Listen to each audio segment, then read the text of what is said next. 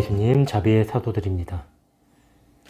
저번 시간에 이어서 본당 공동체의 목자이며 인도자인 사제 머릿말 지났고요. 저번에 일부 성품 사제직과 신자들의 보편 사제직 이렇게 읽어보도록 하겠습니다.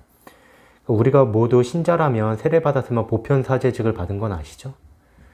근데 이것이 직무로 받은 성품 사제직과의 어떤 구별, 공통점과 구별 이런 거 얘기하는 거 아닌가 해요. 제목이 보아라네요. 보아라. 1. 내 말을 잘 들어라. 저 밭들을 보아라. 곡식이 이미 다 익어서 추수하게 되었다. 우리 주님의 이 말씀은 강생하신 말씀의 사랑의 사명이 지닌 무한한 지평을 잘 보여준다. 하느님께서 아들을 세상에 보내신 것은 세상을 단죄하시려는 것이 아니라 아들을 시켜 구원하시려는 것이다. 구원하시려는 것이죠. 성부의 구원 의지와 온전히 일치하셨던 예수님의 지상생활은 인류 구원을 바라시며 모든 사람이 당신의 영원한 바람인 그 구원으로 나아가기를 바라시는 아버지 하느님의 뜻을 충실히 드러내 보여준다. 지금 문장이 기네요. 그죠? 예수님께서는 이 역사적 사명을 교회에 남기셨으며, 그러니까 인간의 구원의 사명을 교회에 맡기셨다는 거예요. 중요한 내용이죠. 특별히 성품 교육자들에게 그 사명을 맡기셨다. 그러니까 사제품 받은 사람들한테 맡기셨다는 거예요. 우리가 교육자가 된 것은 참으로 놀라운 신비이다. 이 신비는 끝없는 사랑의 신비이다. 예수님께서는 이 세상에서 사랑하시던 제자들을 더욱 극진히 사랑해 주셨기 때문이다. 이렇게 나옵니다. 그러면서 여기서 말하는 것이 우리가라고 그러잖아요. 교황님이든 신부님이든 추기경님이든 주교든 다 이거 표험하는 거죠. 우리가 이 직분을 받은 것은 참으로 놀라운 신비다. 저도 여기에 해당되는 것이죠. 얼마나 놀라운 신비고 얼마나 감사해야 할 신비인지 생각해 봐야 한다는 생각이 듭니다. 성품 선사의 인호와 은총을 받고 하느님 자비의 증인이며 봉사자로 세워진 예수 그리스도의 사제 교육자들은 교회 안에서 모든 사람에게 봉사할 책임을 자원하여 떠맡고 있다. 봉사할 책임을 맡고 있다는 거예요. 성사를 통해서 봉사하는 것이죠. 근데 물론 이제 사제 신자들과 또는 수도자들과의 관계 안에서 이런 봉사하는 것들이 그렇게 눈에 띄게 나타나지 않을 수 있다고 저는 생각합니다. 저 자신을 봐도 봉사? 어떻게 보면 악덕 주인 노릇만 하지 않아도 그냥 괜찮다는 생각이 들 정도가 많이 있어요. 봉사는 둘째치고요. 예수님은 이제 봉사하러 오셨지만 근데 여러분 그래도 열심히 노력하는 신부님들 저는 있다고 믿습니다. 많이 더 많다고 믿어요. 그리스도교의 의미를 손상시키는 세속주의와 소비주의의 풍조에 깊이 물든 현대사회를 포함하여 그 어떤 사회, 문화적, 역사적 상황에서도 주님의 교육자들은 세상을 이기는 승리의 길은 곧 우리의 믿음이라는 것을 언제나 유념하여야 한다. 이걸 언제나 유념하라고 합니다. 세상을 이기는 승리의 길은 곧 우리의 믿음이라는 것을 언제나 유념해라. 이 뜻인 것이죠. 믿음을 간직해라. 이 뜻인 것이죠. 저도 마음에 이렇게 새겨야겠어요. 세상을 이기는 승리의 길은 곧 우리의 믿음이라는 것. 무슨 의미인지 다 100% 파악할 수는 없지만 새겨두다 보면 언젠가는 파악할 수 있겠죠. 실제로 현대사회는 그리스도께 대한 믿음과 사랑의 힘을 상기할 기회를 주고 많은 어려움과 불신이 있지만 그리스도교 신자는 물론이고 많은 비신자들도 사제들의 사목활동을 높이 존중하고 그쵸? 웬만하면 존중하시죠. 거기에 의지하고 있다는 사실을 깨달을 기회를 준다. 그들은 사제가 하느님의 사람임을 찾고 싶어 한다. 이거를 되게 중요한 내용이에요. 저는 이 글의 핵심인 것 같습니다. 신자들은 사제가 하느님의 사람임을 찾고 싶어 한다. 그들은 신부가 하느님의 사람임을 믿고 있고요. 어떤 그런 표시를 보고 싶어 해요. 그래서 신부가 신자와 다른 어떤 행동들을 하면 역시 신부님이셔. 이런 마음을 갖는다는 것이죠. 왜냐하면 제가 신자일 때 신부님을 봤을 때, 신자이었을 때 신부님을 볼 때 저의 마음을 알기 때문에 유추하는 거예요. 그들은 사제가 하나님의 사람임을 찾고 싶어 한다. 근데 너무 어처구니 없는 일을 할 때, 정말 너무나 이제 실망스러운 것이죠. 그래도 신자들은 어떤 그런 마음을 갖고 있다. 이것을 이미 알고 있어요. 아우구스티노 성인의 말대로. 근데 저도 이 마음을 알기 때문에 그대로 행동하긴 하지만 이게 인간이라서, 그러니까 제가 사제의 역할을 할 수는 있어요. 왜냐하면 그들이 원하는 것을 알기 때문에, 그리고 나의 의무가 뭔지 알기 때문에 내 의무를 충실히 하고 그 역할을 수행할 수는 있지만, 그것은 이제 내가 그 역할에 충실하는 것이죠. 내 안에 정말 예수 그리스도가 살아있는 것과는 좀 틀린 문제거든요. 역할에 충실했을 때는 좀 한계가 있습니다, 여러분. 저는 제 역할에 그냥 충실하다고는 생각을 했거든요. 근데 한계가 있는 게, 예를 들면 어떤 쉽게 얘기할 수는 없지만 저의 단점이 분명히 나올 때가 있고, 그리고 그 생활 안에서 내가 참된 행복을 느낄 수 있어야 하거든요. 하여간 제 생각에는. 자, 계속 읽어봅시다. 아우구스티노 성인의 말대로 우리의 지식은 그리스도이시며 우리의 지혜도 그리스도이시다.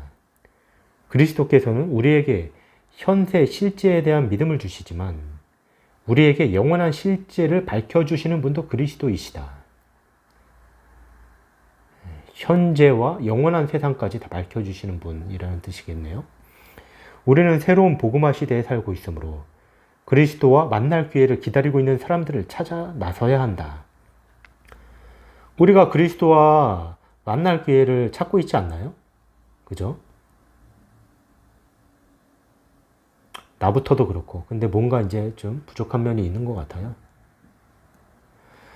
2. 그리스도께서는 성품 성사를 통하여 주교들과 사제들에게 품계는 다르지만 영혼의 목자라는 당신의 고유한 자격을 물려주심으로써, 그러니까 주교와 사제가 품계가 다르다. 그렇죠? 품계가 다르죠, 주교와 사제는. 하지만 영혼의 목자라는 고유한 자격은 공통이다라는 말씀이죠. 그들이 교회 안에서 당신의 이름으로 당신의 수장권을 대신할 수 있게 하셨다. 그러니까 당신을 대리할 수 있게 하셨다는 뜻입니다. 저는 가끔 이것에 대해서, 그러니까 신부가 못나고 그 자격이 부족하다는 이유로 자기가 대신하려는 사람들이 있는 걸 가끔 봐요. 신자들은 잘 그런 활동을 안 하거든요. 신자들은 아무리 신부가 못나도 그냥 욕하고 말지, 아유, 저놈의 신부 그냥 뒷담화하고 말지, 내가 그 위치에 가서 할 생각을 하질 않아요, 보통. 왜냐하면 제 경험으로 얘기하는 거예요. 근데 예를 들면 수도자들은 자기가 그 상황이 될 거라고 생각을 합니다. 그래서 공동 사목자라는 어떤 용어도 제가 옛날에 본 적이 있거든요. 어떤 글에서. 수도자가 공동 사목자가 되어야 한다. 신자들은 그런 생각을 하지 않습니다. 여기서 말했지만 이 사목자라는 명칭은 어떻게 보면 사제한테 유보된 글이에요. 명칭이에요. 그거는 제가 교회법을 읽다가 발견했거든요.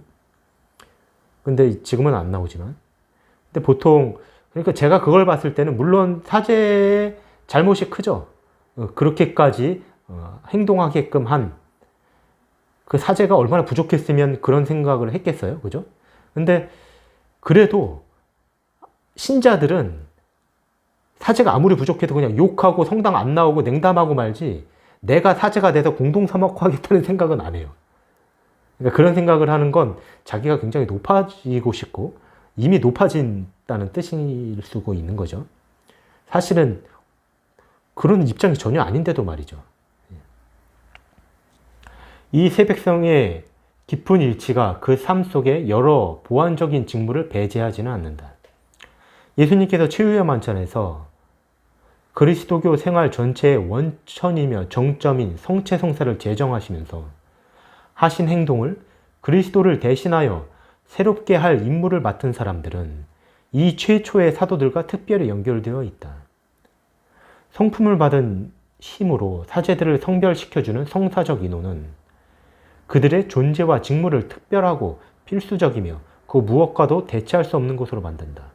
그러니까 성사적 인호가 있다는 거죠. 이 인호가 중요한 거예요. 대체할 수 없다 이렇게 만듭니다. 성품 교육자들의 현존은 교회의 효율적인 조직만이 아니라 교회 생활을 위한 필수 조건이다. 필수하다는 거예요. 성품 교육자들의 어떤 신부들의 존재는 필수 조건이다 이렇게 얘기합니다. 깊은 데로 가서 그물을 쳐라. 마음으로 신앙의 빛을 체험하고 교황 성화의 모범을 따라 걷고자 하는 모든 그리스도인은 이 절박하고 단호한 선교 소명을 행동으로 옮기도록 노력하여야 한다. 그러니까 선교는 모든 사람에게 맡겨진 사명이라는 거죠. 초자연적인 것에 대한 감각으로 하느님께서 당신 백성을 인도하시고자 하는 길을 식별할 줄 아는 교회 목자들은 특히 이러한 소명을 깨닫고 그것을 서슴없이 열심히 실천에 옮겨야 한다.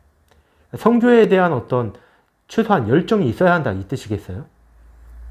우리가 이제 저부터도 반성할 문제죠. 신부들도. 네. 신자들 맨날 신부들이 그러니까 강론 때 신자들 분들께 그냥 이렇게 해라 뭐 하라 얘기하지만 자기들도 알아요. 그렇게 얘기하면서도 자기가 거기에 해당하지 않는다는 걸 알고 있습니다, 사실. 그리고 그것이 쉽지 않다는 거. 깊은 데로 가서 그물을 쳐라. 주님께서는 우리에게 당신 말씀을 신뢰하며 깊은 데로 나아가라고 당부하십니다. 신년의 경험을 교훈 삼아 복음을 증언할 소임을 열정적으로 계속해 나갑시다. 하지만 우리 힘들지만 열심히 한번 해봅시다. 이렇게 교황님께서 이렇게 격려하시는 것이죠. 그리스도의 얼굴을 바라볼 때 우리 안에 그러한 열정이 일어날 것입니다. 해결 방법을 말씀해 주셔요.